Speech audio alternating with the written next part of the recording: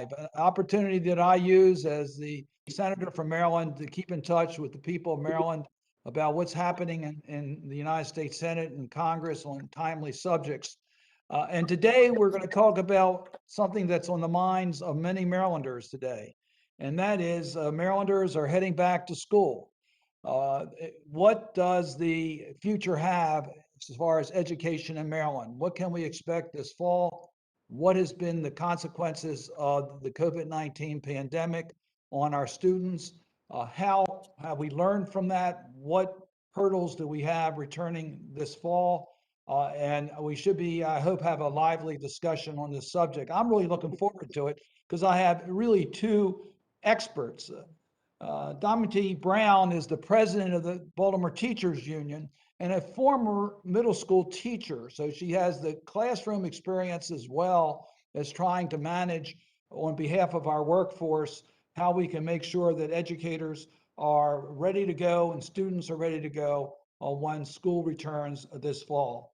And we have the Honorable Brit Kirwan with us today, one of our great educators in America, which we had to rescue at one time because he left Maryland for Ohio State University, and we got him back to the University of Maryland as our chancellor and did a great job on behalf of higher education in Maryland. But more recently, he took on the challenge of the Maryland government and General Assembly and the governor with the Kerwin Commission to look at ways in which we could excel in K through 12 education. So, Britt, it's a pleasure to have you with us. Diamonté, it's a pleasure to have you with us. So let's get started. It's been a long year. It's been a very long year. And I think we all are looking forward to the fall that we would have a more normal educational experience for our students. But there's a couple things we need to talk about up front. There's been a lot lost in the last year for our students who were denied the opportunity to have the full experience of education. And we are still in the midst of a pandemic. We have a rise of the Delta variant. It is very contagious. And we know that those under 12 cannot be vaccinated at this stage. And we know that we still have a significant number in our population that have yet to become vaccinated. Our message today first is simple. You should be vaccinated. Get vaccinated. Get vaccinated. And we'll continue to say that. It's the best way we can do to deal with the COVID virus. But what should we be expecting? What can we do as we look forward to students returning to school in September? So I know as the leader of the Baltimore Teachers Union, there's a lot of anxiety. There's anxiety among educators, there's anxiety among parents, and there's anxiety among students. Can you just share with us how you see the fall unfolding? Certainly, thanks for asking. There is some anxiety. However, many of our educators feel more comfortable than before going into buildings, especially with policies in place like masks being worn. So one of the things that everyone should expect when they come back to school is that we will expect that masks are on. And also, we would like people to know that we are ready to welcome them back into the buildings and back to the school culture. And we should also, I would say that educators expect clear, accessible pandemic protocols that are going to be enforced properly. And I think with a combination of those clear, accessible protocols that'll be enforced properly and masks and a welcoming attitude, we will be beginning to meet the needs of our students as they return back to school. So Britt, I have a personal interest in this. I have a granddaughter who will be returning to College Park this year. Oh, my. How safe is it? What are we doing about our college campuses as Right. far as making them as safe as possible for our students and our administration and faculties? Well, I think, I think the University System of Maryland under Jay Perman's leadership now. He's the chancellor, and incidentally, he's a medical doctor. So how fortunate we are to have as a chancellor someone coming from medicine at this critical moment. But the campuses, I think, have done an excellent job of first of all managing the education process through a difficult year last year. Almost all classes were virtual, but some students did live actually on the campuses, but there was very strict rules about any kind of socializing or other things. And the institutions have the system, I think basically all the institutions, public and private in Maryland, but certainly the system is requiring vaccinations. Everybody who comes to back to school must show proof of vaccination or have some legitimate health or religious reason why they can't be vaccinated. So it's not looking right now as quite as rosy as it did a few weeks ago because of the resurgence of the Delta virus. But I think with the vaccination mandate and the strength of the vaccine, I think we're looking to a much more normal, maybe not quite normal, but much more normal school year starting this fall. That's absolutely true in regards to the colleges at the University of Maryland system. It's not true around the country. Sadly, it's not. Yes. I have some interns in my office who are attending colleges in which there is not a mandate for vaccination. And obviously they're very concerned about that. But you're right. In Maryland, we've taken those steps in order to require vaccinations. I just want to point out today, President Biden came out with a program to try to assist our schools in getting all of their personnel and students vaccinated with outreach, with mobile vaccination availabilities site in our schools, so that we're going to make a massive effort to get people vaccinated, whether it's required or not required, because we want everybody to be vaccinated. But we still, certainly in our elementary and middle schools, will have a significant number of the students will not be vaccinated. I think our personnel is pretty well going to be vaccinated, although, Diamonté, I'm not sure of the status of all educators as to whether, in fact, they're going to be vaccinated or not. We actually had a collaboration with our district early on.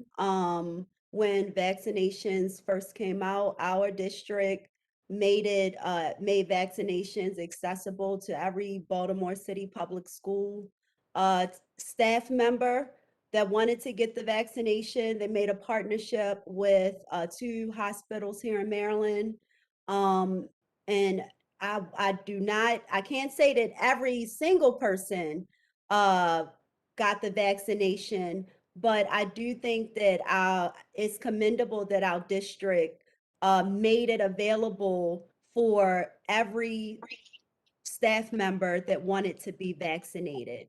We have yet to have an initiative that focuses on students, but maybe that's something that the district is discussing. I'm not certain about their initiatives around students getting vaccinated. However, they are strongly encouraging students to make certain that they do wear their mask.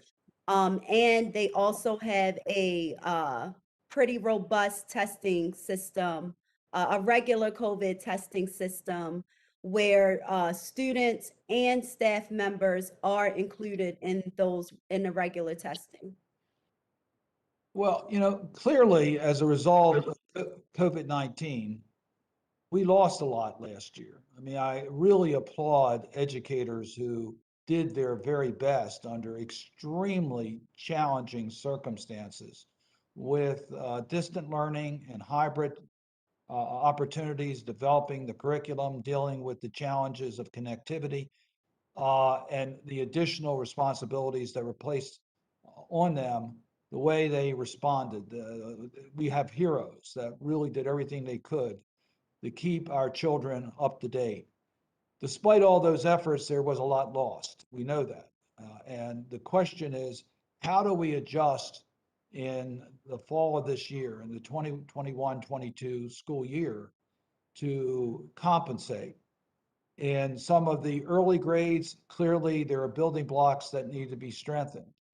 In higher education, there were experiences that will not be able to be replaced, such as the international travel opportunities and in-class opportunities that are no longer available in the year that the student is returning to. So there's going to be challenges. And I'm just curious as to your prediction as to how well we will be able to get back on track in education, recognizing the challenges of what we had in last year. So why don't I start first with Dr. Kerwin, and then I'll go to Ms. Brown. Yeah, well, I'm sure we'll talk a little bit more later in the conversation about the blueprint bill that now is the law of Maryland. And I think the two things, I should say, that will have immediate benefit, that where funds will have already been or soon will be flowing. One is to bring on more tutors into the schools and be there, especially in the lower grades, and be there and be available to help our young students begin to get caught up on things that they've missed. The other, I think, very positive thing is was a huge commitment to funding equity, to providing better support for schools that serve high concentration of poverty. By creating what we call community schools, schools that will have additional resources, counseling resources, health advisors, tutors, after school academic programming. And this will be in the early phases of the Blueprint Bill funding. So I think both of those two initiatives will be of enormous help. And of course, we're making a huge investment in early childhood education. So providing support for a great expansion of the Judy Center, of preschool. And so I think all of these things are going to, it's going to take time, as you suggested, but I think all of these things are going to begin to help us moving in the right direction and getting back on track. Ms. Brown, you want to respond on that? Sure. One of the things that we're going to be looking to get back on track is in Baltimore City specifically, many of our students are going to unfortunately need credit recovery and classes that they have to make up because they were passed due to the struggles from the pandemic. However, those credits are still going to have to be made up so that they can graduate whenever their graduation dates come up. So one of the things that we're going to need to support those students in making certain that they get the credit recovery, that their parents and the student is well aware of what it is they need to graduate. We're going to need probably additional staff, more guidance counselors. We're probably going to have to pay educators for taking on additional responsibilities. I do think that we can recover from the pandemic if we don't limit recovery to just what happened in this past year. I think that if we limit our recovery to just making up what happened this past year, that'll be a major mistake because some of our schools, I can speak for my school district, is well behind where we would like to be. And so we don't want our starting point to be from what we lost in the pandemic on. We want our starting we want to give our students the schools they deserve, whatever that entails, regardless of the pandemic. And we hadn't been able to give that to them pre-pandemic. So we're hoping that in addition to all of the great plans that we've been hearing about getting our students on the right track, that the supports, many of them that Brit just mentioned, um, those supports are properly executed and trickle down to the classroom, so that way we can make certain we have the structures in place to give our students the support they're going to need. Diamonté, what you just said, I absolutely agree with completely, 100%. And it's a great segue into two subjects I want to talk about.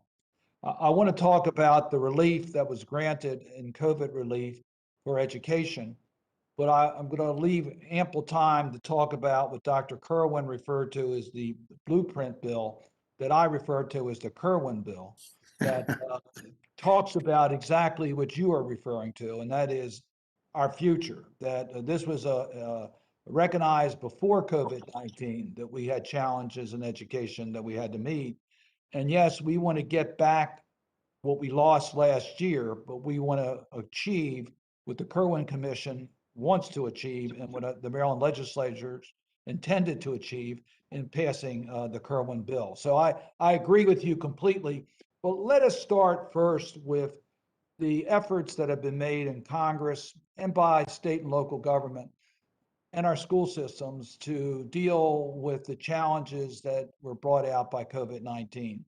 It started with the CARES Act, passed in March of 2020, providing hundreds of billions of dollars of help to our local governments and our school system. Now, again, the principal strategy here was get the virus behind us if we're going to be able to get schools to operate in at the level they need. We can't operate within a pandemic at the level we need to.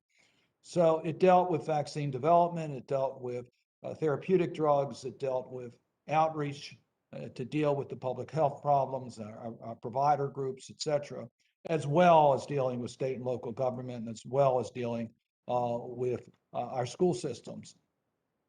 We then supplemented that throughout the year, including the December bill that was passed that provided significant help to our state and local governments and to American families and to our schools. And when I talk about schools, it's not just our public schools. We also provided some money for the non-public schools and certainly for our state colleges and universities and public colleges and universities. So it was a comprehensive bill to try to provide relief for the damages done by COVID-19. But it didn't stop there. Then under President Biden, we have Build Back Better. And the first part of that was the American Rescue Plan, which again was to get COVID under relief to help American families get through the pandemic by giving them the cash they needed, particularly the lower income families, getting children out of poverty. I should have added from the beginning, we recognized that nutrition was going to be a major part of the deficit we had from COVID-19 because so many children got their nutritious meals in the school environment. We had to make up for that loss. And we are not finished yet because we now are working on the bipartisan infrastructure bill and the American Family Plan that will deal with childcare and deal with affordable higher education and deal with so many of the other ingredients. So I just want to start by the acknowledgement that there was substantial resources made available so our school systems could move forward. But I want to tell you, I think the number one deficiency that was identified by COVID-19 was a lack of connectivity. The numbers were shocking to me. Now, I remember with Chris Van Hollen, Senator Van Hollen, in March of last year, maybe in February of last year, we held a Zoom meeting with the superintendents of the 24 jurisdictions in Maryland, and every single county in Maryland, including Baltimore City, had a serious gap in connectivity for their students. That it was a matter of not having access to high-speed internet as well as affordability of high-speed internet. So as we look at trying to get to a level in order to excel in education, you got to deal with that issue. Because yes, connectivity became critically important because of COVID-19 when students couldn't go to the classroom. But a student that doesn't have connectivity, when we return to quote normal instruction, is still going to be at a tremendous disadvantage if they don't have connectivity in today's environment. So I just point that out. These are areas that we now have a chance to deal with.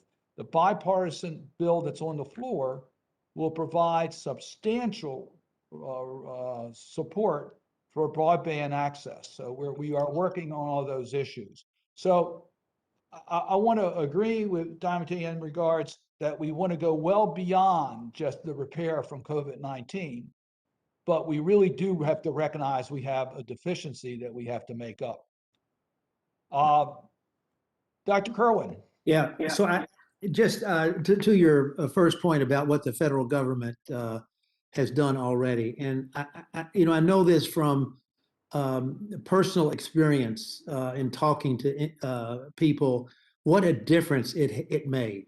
Starting with higher education, my good friend Daryl Pines, the new president at College Park, when the worst of the COVID was raining down on the campus and everybody was depressed and having no idea where money was being cut from the budget and revenues were being lost because there were so few students on campus, it looked very, very bleak. But thank goodness the federal government stepped in, and it made a huge difference in what the campus was able to do. And it's not just College Park, it's across the state of Maryland, across the nation. It made a huge difference. And then with regard to the blueprint bill, which has a significant price tag, there was funding for it through the state requirement, and the funding was there for 5 of the 10 years. But because the federal government stepped in, the funding is the state commitment to the blueprint is there for most of the 10-year funding period. So, it just, I cannot overstate, Senator Cardin, what a difference it has made for education in America that the federal government did what it did when it did it.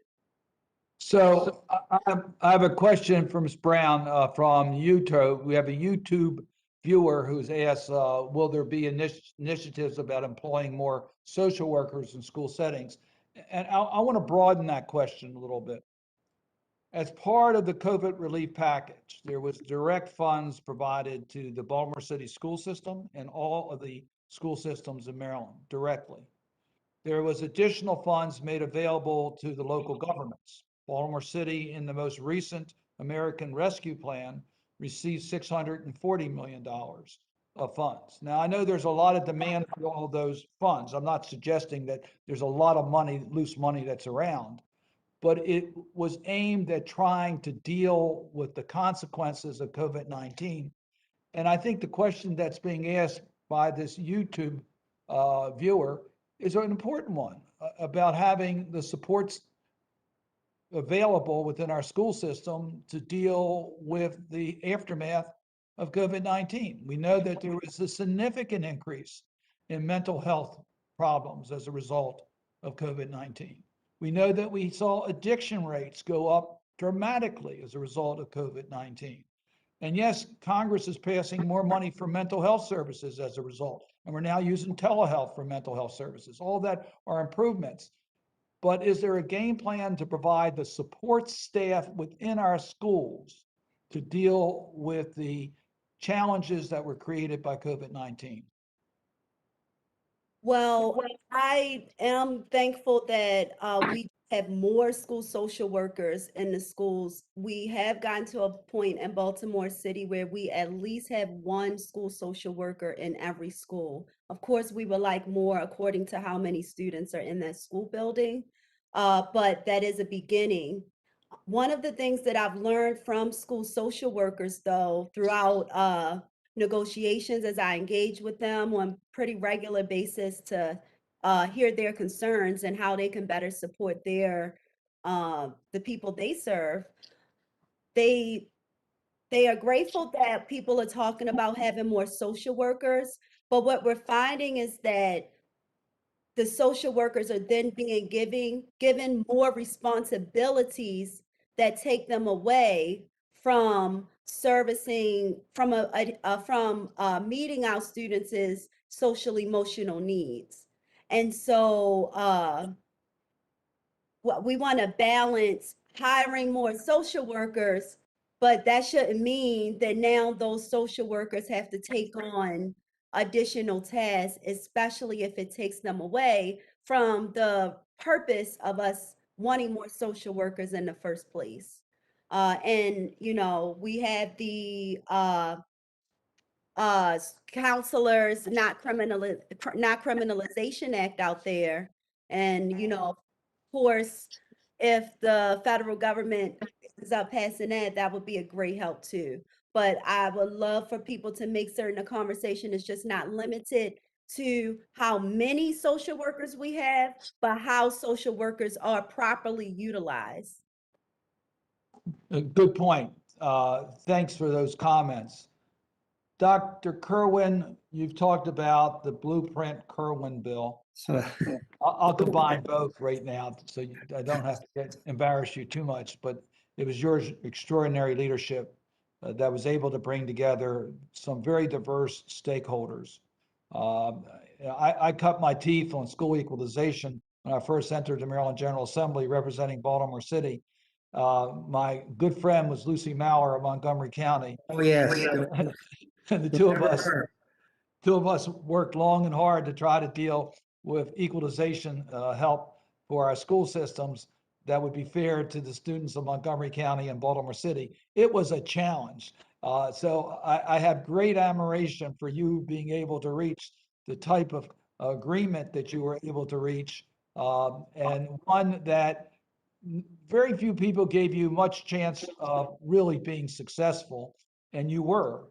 And you were able to get the balance between the counties and the state government, between the workforce and accountability and all the different issues between those who need special help and the classrooms themselves. So talk a little bit about the Kerwin Commission and Sure. how you were able to come up with this Right. proposal and how the Maryland legislature responded. Yes. Well, thank you, Senator. You give me way too much credit. I had a phenomenal commission and an unbelievable staff that made all of this possible. But you know, I hope people realize what an opportunity we in Maryland have with the Blueprint Bill. This is a once in a lifetime opportunity. Because of the way the commission worked, the recommendations that came, and the fact that it has now been, these recommendations have now been codified in law. They are the law of Maryland. So going back a little bit to when the commission started, this was a 3-year effort. And what we were charged to do was to make recommendations so our schools would be as good as the best school systems, not in the United States, but in the world. And what we did with the work of a phenomenal consultant who had spent 20 years studying the elements of the best performing school systems around the world is we did a gap analysis. We studied what are the best schools in the world and what are we doing in Maryland. And then the report was basically driven by that gap, leading to 4 big policy buckets of recommendations. Adapting these best practices strategies from the best performing school systems to the Maryland context. So what do we have in this bill? We have a huge investment in early childhood development and education. Universal preschool, high quality preschool for all 4 years, availability, free for low income 4-year-olds, high quality full day preschool for low income 3-year-olds. We have a major curriculum reform benchmarked against international standards, leading to students reaching college and career ready status by the 10th grade, at which time they will have optional pathways. They can do early college. They can do advanced placement. They can follow a career and technical education pathway leading to industry certified credential. We have a total reform of teacher education, bringing the highest standards and expectations and certification requirements into teacher education, and a merit-based career ladder. So high-performing teachers can stay in the teaching profession and earn a reasonable wage benchmarked against other professions requiring the same level of education. We're making a huge investment to ensure we have funding equity. We sadly discovered that in Maryland, like in most other states, we underinvest in those schools serving high concentrations of poverty. Thanks to this blueprint bill, we're going to close that gap. We're going to have adequate funding for these schools. And finally, we know we have to have accountability. We have to implement these recommendations correctly, and we have to have accountability. So there is now, as we speak, being formed an accountability and implementation board of a group of 7 individuals, highly respected individuals in the state, who are going to basically put the good seal of approval on the implementation, ensuring that the citizens of the state that we get the results that we all want to see.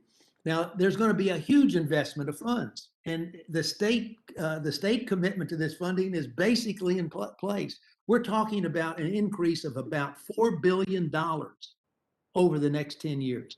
This is a 10-year implementation. So if this implementation gets done correctly, we have the right kind of accountability. Senator, I'm telling you, we're going to have the best school system in the United States of America, and as good as the best in the world. So this is just an unbelievable opportunity that we have in Maryland. We've got to get this last step right with the implementation and the accountability. I'm glad to see you have some enthusiasm about this recommendation. My guest today on Facebook Live, Dr. Brit Kirwan, the former Chancellor of the University of Maryland System of Maryland and the chair of the Kerwin Commission, who made that recommendation that was adopted by the Maryland General Assembly for excellence in education. And Diamonté Brown, who is the president of the Baltimore Teachers Union and a former middle school teacher. And our conversation today has been talking about Marylanders heading back to school and experiencing the future of education in Maryland. Dr. Kirwan, you really outlined a very ambitious goal, because it's a 10-year goal of being the best, not only in America, but in the world. And I know that there was a lot of concern when you started your work, and I'm just interested to see how one of the major stakeholder groups, those that represent the educators themselves in Maryland, their reaction to what you were able to do, what the Maryland General Assembly was able to do. So let me go to Diamonté Brown. We are ecstatic. Far too often, what we hear is that, we hear your concerns, but, we are, due to funding restraints, there's nothing we can do about that at this time.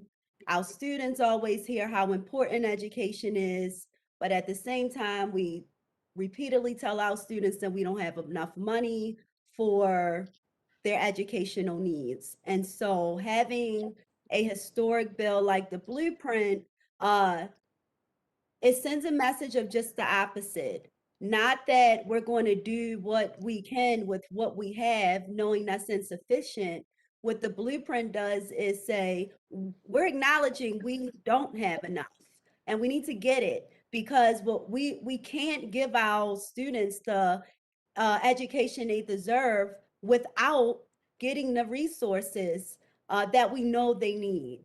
And I love the word that you use, ambitious, because it is. And that's what we want to see more of. Educators want to see more of our allies making more ambitious moves to make certain we give our students the schools they deserve. Senator, could I just add a real quick comment? one of the amazing and wonderful things about the commission was it was a very eclectic group. There was representatives from the teachers unions, MSEA, the state, as well as the Baltimore Teachers Union, were represented on the commission, along with the business community and members of the General Assembly, superintendents. So it was, it was a very diverse group of individuals representing every possible viewpoint. And it's in some ways, with hindsight, miraculous that we came together in consensus over such a strong set of recommendations. And I think it was because, as a group, as we peeled back the onion, we came to realize there were a lot of deficiencies. There were a lot of things that needed to be corrected. And this was not about any one particular interest. This was about the children of Maryland and our future as a state. And that's how we came to this strong consensus, not over sort of general high sounding phrases, but over real policy recommendations that have teeth and have money associated with them. So again, I just hope the citizens of Maryland know what an opportunity we have before us right now. Well, listening to how you got that diverse group of stakeholders together with a strong recommendation, I might need you as a consultant in the United States Senate to try to get our different views together to move forward on legislation.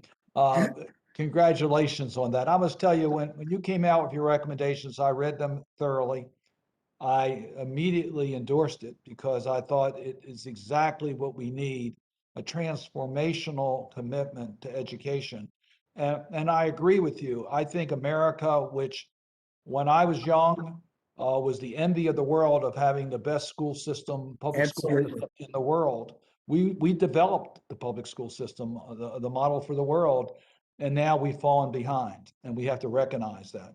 And we have to, again, exert our leadership. And I think your recommendations gives us the blueprint for America to again excel. And quite frankly, if you don't excel in education, you're not going to excel. That's the building block. That's the equalizer. That is what we need to do. So I want to just share, I want to thank you because you will recall that early on in the commission work, when we were about halfway done, you invited me to the Capitol to meet with the entire Maryland delegation and give me a chance to talk to the delegation about what we were trying to do.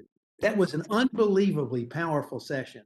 And the support coming out of the Maryland congressional delegation as a result of that meeting, Senator, I want you to know, made a huge difference because you all spoke up and your voice was so strong and powerful in helping us to push these recommendations across the goal line. Well, I appreciate you saying that.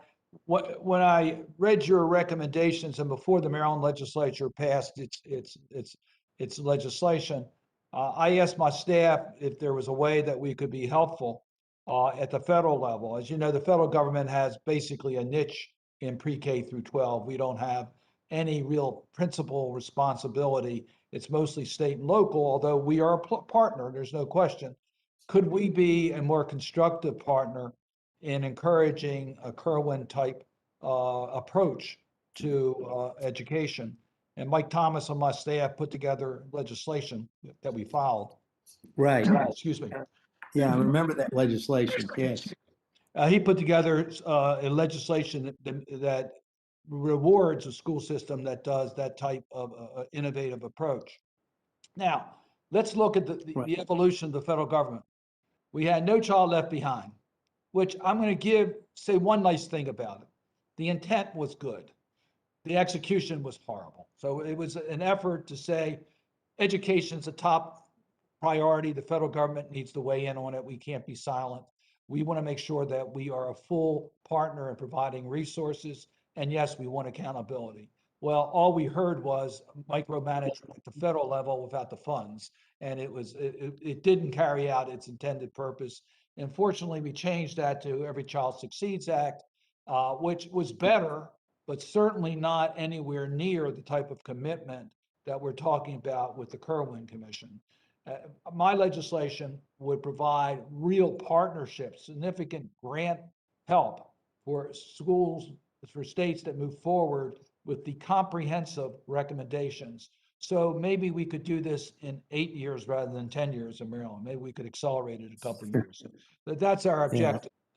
We're going to continue to push for that. I think with President Biden's Build Back Better, we have a shot at that.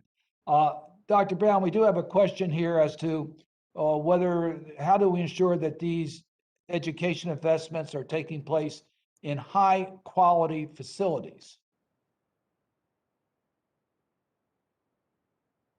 I would say that definitely make certain that the investments are going to making certain that facilities are sanitized, that they have limited toxins in them. And what I mean by that is things like bathrooms, school bathrooms. I know in Baltimore City schools are a big issue. And just having things like mold and stuff in school buildings actually contribute to low attendance because in Maryland and especially in Baltimore City, many of our students, a lot of people have asthma. I think in Baltimore City, our rates actually triple among children in asthma. And so when we have toxins in buildings and unsanitized spaces, those are major triggers that lead to students leaving school early or maybe not coming because parents don't want to have to risk maybe their student having an asthma attack or something and not being able to get to them in time. And just when you contribute investments to facilities and what people's space looks like, it gives people a sense of value. I think a lot of times we communicate to our students how important education is, but when they're in spaces that don't feel like education is really important, I think that we're sending mixed messages. So I think that making more investments in improving our facilities and the conditions of our buildings, especially the ones that are have fallen very, very far behind, are going to be very important in the future academic success of our students.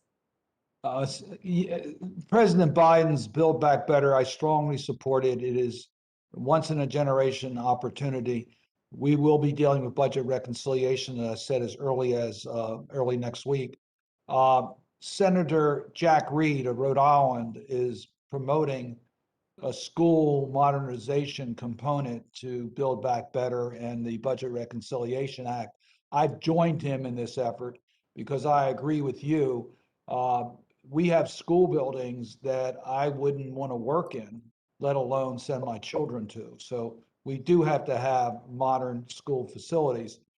I do want to point out one very positive note of this bipartisan infrastructure package that is on the floor as we speak and will pass, I think, by this weekend. President Biden has made a commitment to remove all lead pipes in our community. I am embarrassed to go into a Baltimore City school and see a water fountain that has tape over it because it has contamination from lead pipes.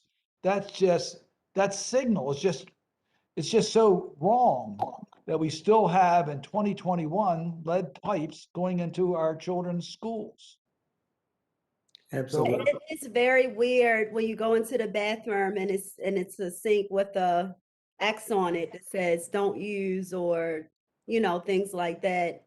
And that does play on our students' psyche, it's just this reoccurring feeling of I'm always getting the bare minimum. Yeah. Yeah. It is so sad. And Diamonté, what an awful signal it sends to children when the sense is that adults don't care enough about us that we can have drinking water in our, safe drinking water in our school. Senator, you're so right. I'm glad you joined in that bill. It's so badly needed. Well, we're going to push for that. So I want to get to the reconciliation bill, the Build Back Better American Family Plan. because it touches on several of the issues you both have talked about. First, and we will be taking this up, as I said, as early as this weekend and into next week, the blueprint that allows our committees to bring back legislation that we will consider in the fall. But it includes President Biden's initiatives, including, as you pointed out, Dr. Kerwin, pre-K for 3 and 4-year-olds. So that would be universal in America, so that we would have all children starting, we hope, well prepared when they enter our school system. I know you support that proposal. Oh my goodness, do I? I mean, one of the real eye openers for me in all the work we did was what a difference high quality preschool can make in terms of getting kids ready to learn in kindergarten. So I am so excited about this aspect of President Biden's initiative. Now, we've got to have high quality schools so that when kids get to kindergarten, they've got a really strong curriculum and good teachers up the line. But we've got to invest in early childhood education, and this is. I was just thrilled to see that this was part of the thinking on this Build Back Better bill. And then the second part of this, the next issue I want to go into, it deals with workforce and diversity in regards to educators. Let me just give you as a way of background. My mother was an educator. My wife was an educator. I'm a product of the Baltimore City public school system. So I have a lot of interest in making sure that we have a workforce that reflects our community, and we have an adequate numbers and trained educators in our school system. From what I've been able to at least determine is that we have a challenge here. Absolutely. There's a supply chain issue and a training issue that needs to be attended to make sure we have a diversified, qualified workforce. So, Ms. Brown, this is an issue I know that you have been concerned about. We hope that President Biden's leadership, we're going to give you some new tools to deal with this challenge. Absolutely. I hope so as well. A part of our students having a well-rounded education is definitely about who we put in front of them. And we need a diverse workforce. And in addition to making certain that we have a pool to hire from and people well-trained, I would also say we want to be mindful of bureaucratic measures that may seem to make things administratively easy and seamless, but in turn, unfortunately, creates a barrier to different populations of people entering the workforce. For example, I just recently got notified that one of my former members is going to Anne Arundel County Public Schools. And so we just lost a Black male from Baltimore City Public Schools, because the paperwork was easier in Anne Arundel County schools and he was able to get in. I think that's a major loss. And I think that we should think through things like that when we come up with policies so that we're not creating a deterrent for Black people, people of color, and all other diverse populations to enter the workforce. Dr. Kirwan, one of the recommendations that you made that I found to be so important is to elevate the career of educators in our state. That historically, as a class, they've been underappreciated and undercompensated, mainly because of gender issues, but for other issues as well. And you took steps to correct that. Yeah, well, one of the things, as I was saying, Senator, that we studied very carefully the best performing school systems in the world. And what we learned there is that if you're a teacher, a public school teacher in one of these best performing school systems in another country, you are treated with the greatest of respect. It's like being a doctor or a lawyer.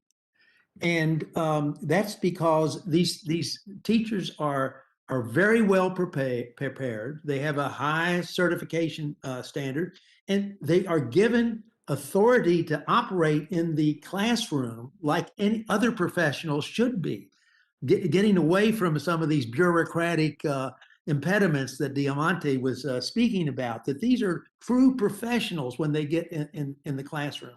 When we did our study in Maryland and looked across the country, the two things that are hurting us in terms of having an adequate teacher workforce of high quality people are compensation, the salary, yes, that's a factor, but it's also the working conditions in the classroom. Teachers do not feel like after the schooling they get that they are in control and that they are being respected as professionals. So that is a major part of our recommendation, to rethink, upgrade the status of teaching as a profession, compensate, train these people appropriately, give them the tools they need in the classroom, and give them the authority to teach the kids, and then compensate them appropriately. That's what the high performing systems do, and that's what we're going to do in Maryland. And we hope the federal government will be your partner in that, in addition to your ability to get the state to act and our counties to join our states and make that a commitment. But quite frankly, you're going to need all three levels of government to participate in making that a reality. It can't happen without that. You're so right. Well, we're going to work on that. Well, another thing has changed since I've gone to school, and that is the cost of higher education. It's a bit higher today than it was when I attended college and law school. It's tragic. The president's proposal deals with affordability, and there's a lot of different aspects. And our committees are going to start to struggle with this over the summer with recommendations in the fall. We have the amount of student debt that's outstanding today, which is a real burden on our economy. So many young families are restricted in what they can do because of the debt that they hold. And so many decisions are being made about whether to continue in college or not, or to get a postgraduate degree because of a student debt that's affecting our community. And then we have the challenges of young people and families making decisions today whether to go to college or not. And quite frankly, I very much support the technical training schools that we have, and we want to make sure that children are motivated in the areas they want to be motivated, and that we make sure they're properly trained in all fields. But the cost is out of control. And when you talk about America versus the school systems of the world, yes, we pride ourselves in having the best higher education schools and universities in the world. We do. But if we continue down this path, we'll be fighting to catch up if we don't get to affordability. So we have an issue of dealing with the cost of higher education. So the president's proposal says, let's concentrate on community colleges, let's concentrate on HBCUs, let's concentrate on affordable college education, let's put pressure, and I've introduced legislation on this that would allow families to be able to afford a 4-year college education debt-free based upon the cost of a state college or university, but putting pressure on private colleges if they want to participate in this program, they're going to have to get their costs to the student down so it is debt-free as well, so that we have a public-private partnership to really bring down the cost of higher education. How urgent is this? Maybe I'm wrong. I mean, we have the people on the other side say, look, a college degree is your ticket to success. So what if you have a lot of debt? You'll make it over your lifetime. That's just, it's not true. I was just reading an article the other day about a young person who went to a university thinking that was true, ended up with $150,000 worth of debt, and now has no way, no idea how they're going to ever make it up. This is a huge problem for our nation. And Senator, I want to applaud the focus on community colleges and HBCUs. But I think Maryland is a good model for other states because we have a strong system of community colleges, and we have an agreement that if you get a 2-year college prep degree from one of our community colleges and transfer to one of our system institutions, all those credits transfer. So you can go there as a junior and save a tremendous amount of money in terms of getting a 4-year education. But that's one thing we can do. But you're so right. We need greater financial aid. We need to put, quite frankly, pressure on our colleges and universities to try to get hold of the cost of instruction. And maybe we can learn something from the pandemic about online education and the use of technology to help us make education a little more affordable. But this is a major issue for our nation to address in the coming years.